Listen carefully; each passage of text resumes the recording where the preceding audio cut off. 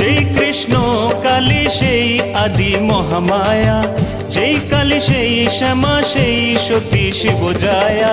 বলো মন কালী কালী রাখো মন শ্যামা মায়ে, ভজ মন কালী কালী মজ মন রাঙা পায়ে। পড়ে গো যেথায় চরণ হয় সে তো পীঠধাম, গাও মন নাচো ও মন সব ভুলে অবিরাম। বলো মন কালী কালী রাখো মন শ্যামা মায়ে, ভজ মন কালী কালী মজ মন রাঙা পায়ে।